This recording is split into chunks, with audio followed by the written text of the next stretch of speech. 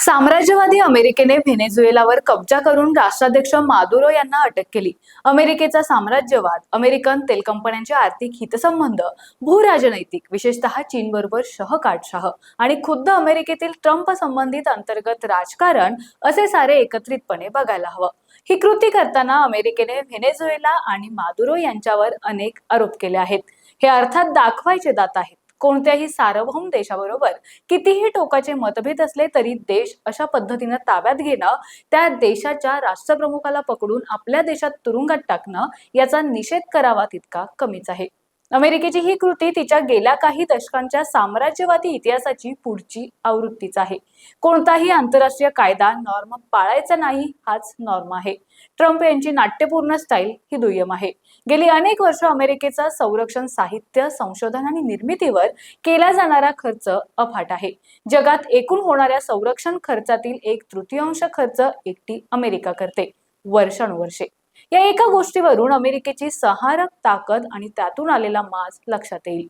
Venezuela जगातील सर्वात मोठे तेल साठे असणारा देश आहे. व्हेनेझुएलामधील समाजवादी चावेज पासून अनेक सरकारांनी तेल उत्खननात फक्त सार्वजनिक मालकी ठेवली आहे.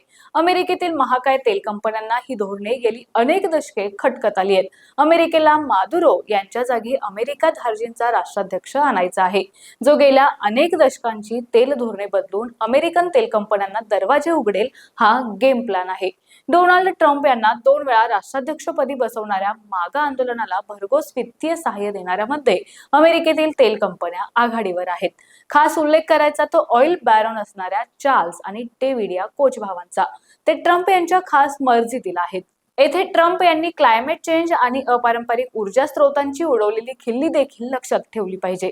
व्हेनेझुएलावर लष्करी हल्ला करून आणि त्यांच्या राष्ट्राध्यक्षांना पकडून अमेरिका लॅटिन अमेरिकेतील सर्वच देशांमधील जनकेंद्री राजकीय शक्तींना इशारा देते. व्हेनेझुएलाकडून चीन मोठ्या प्रमाणावर तेल विकत घेतो, ते देखील युआनमध्ये. अमेरिकेची ताकद येते जागतिक व्यापार आणि मुख्यत्वे तेल व्यापार डॉलरमध्ये होण्यापासून.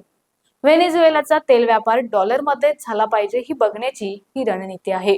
एप्स्टीन फाईल सार्वजनिक झाल्यानंतर ट्रम्प यांच्या रिपब्लिकन पक्षात ट्रम्प यांच्या विरुद्ध असंतोष वाढत आहे.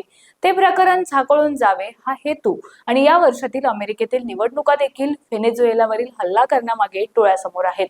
इराकवर हल्ला करून सद्दाम हुसेनची राजवट उलटून टाकणाऱ्या अमेरिकेचं सामर्थ्य पूर्वीसारखं राहिलेलं नाही ना. जग एक खांबी राहिलंय. व्हेनेझुएला प्रकरण जगाच्या रंगमंचावर दीर्घकाळ गाजत राहील यात शंका नाही.